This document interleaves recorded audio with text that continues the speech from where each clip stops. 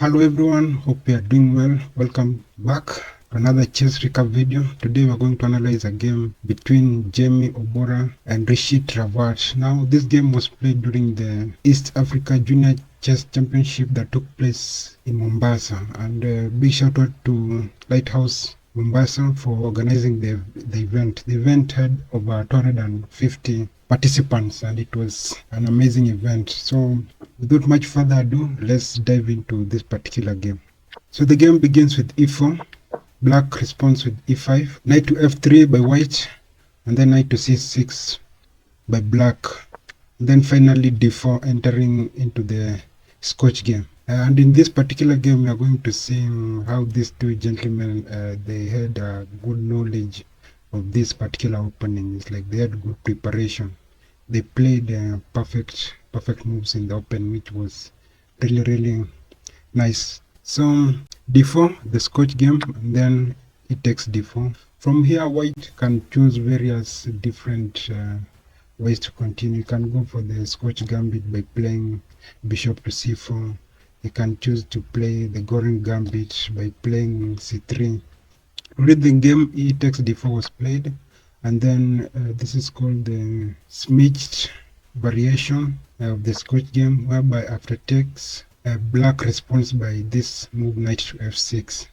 Also in this position, black can choose also picking up the knight, but that is usually a blunder, or rather it's not a good move in this case, which usually leads to bad things for black, because once you take the knight on d4, you activate the queen to the center, and now white will have a very strong attacking piece at the center. And in that case, if you play something like knight to f6, I continue pushing my pawn to e5, it becomes really messy real quick. Anyway, knight takes d4 was played during the game, and then knight to f6 entering into the Schmidt variation of the Scotch game. The thing I love about this game is how these guys played this particular variation. They played the perfect moves all the way.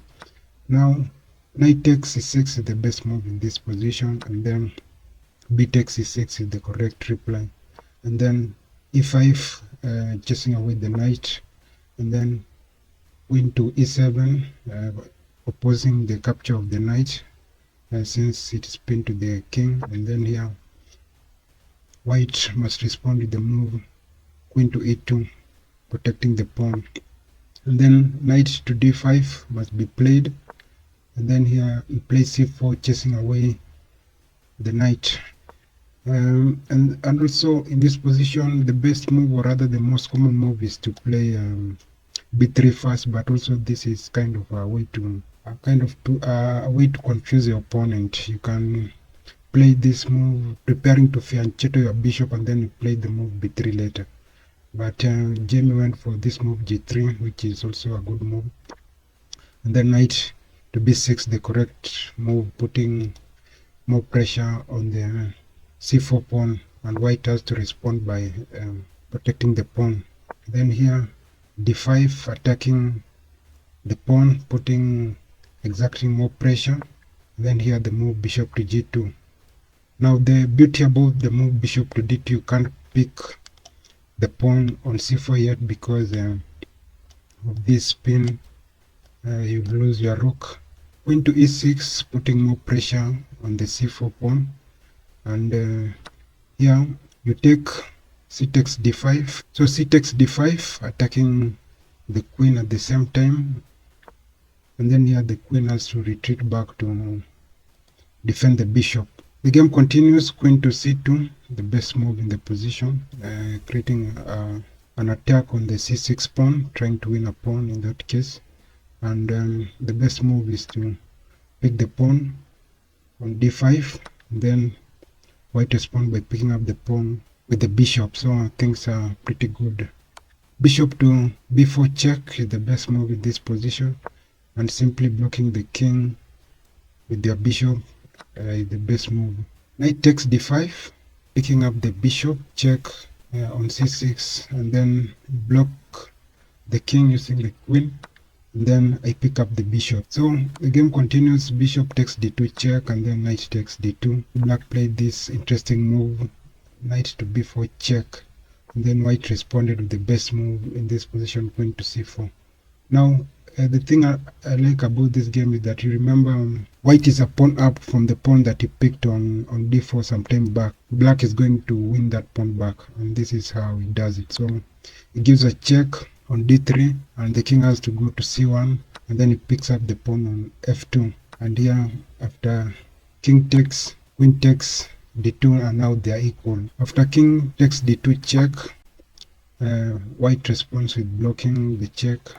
And then here, after long castle, which was pretty interesting because it activates the rook with the tempo, protects the queen on d2, and it makes it active very, very fast. So it's a good choice by black. White respond with rook h to d1, attacking the queen. Then after the queen exchange, the rook comes off the board. Then after rook to e8, attacking the pawn on e5, white responds by protecting it with playing rook to d5. So it's kind of, this is an equal game up to this position in terms of materials. In terms of position wise, black has a slight advantage, very, very slight advantage. So majorly because of the pawn structure and safety of the king. So rook to d5 by white, and then black offers a trade. And then after rook takes, king takes, and now we go into the king pawn endgame. So you are going to see how Rishit was able to convert this game simply by a simple wrong king move by white. King takes d8 by black, and then king to d3, king to d7, and then king to c4. And then here the best move by black is the move king to e6. Now here is where white made the biggest blunder of the game. I can say he miscalculated in a way, simply because he wanted to go for a pawn race, but unfortunately the odds were not in his favor, so it costed him the game.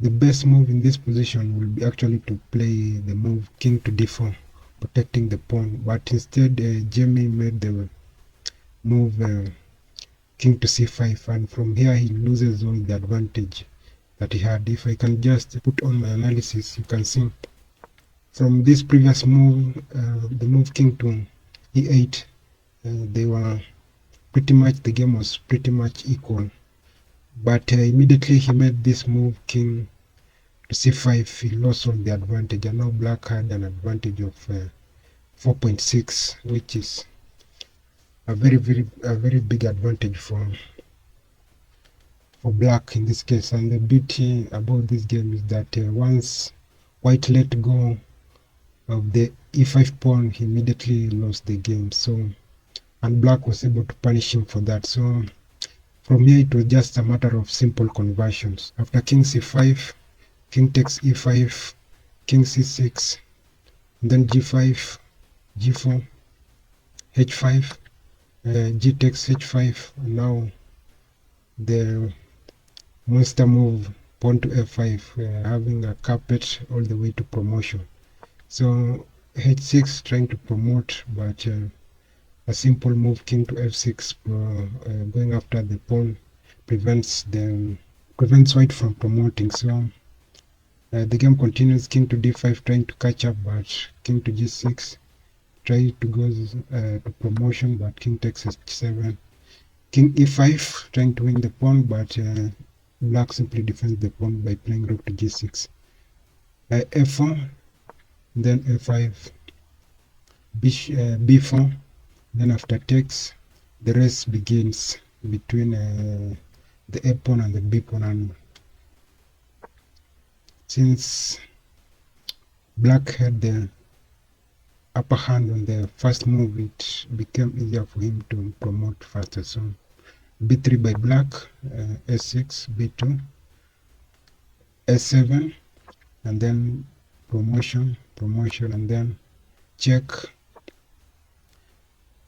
king to e6, check again, king to d7, check, king takes on c7, check, king to d7, king to d2, queen to d2 check, and then king to e7, king to e3 check, queen to e3 check, sorry, and then king to f8. Now the trick, or rather what black is trying to do in this position, it simply is, after promotion, is just simply looking for a queen trade. Once the trade is over, once the queens are off the board, it becomes easier for black to win, and that's exactly what he was going for. So all these checks is simply to look for that particular queen exchange, and after this check he finally found the queen exchange, because after king to h8 check, the king must come to the seventh rank, and it will be given a check, and we lose the queen, so and it will be game over. So that's how the game went. It was pretty interesting game. I like how these guys had a very good understanding of the opening, very good knowledge, very good moves, up until Jamie was able to make this move. This was the most crucial move of the game.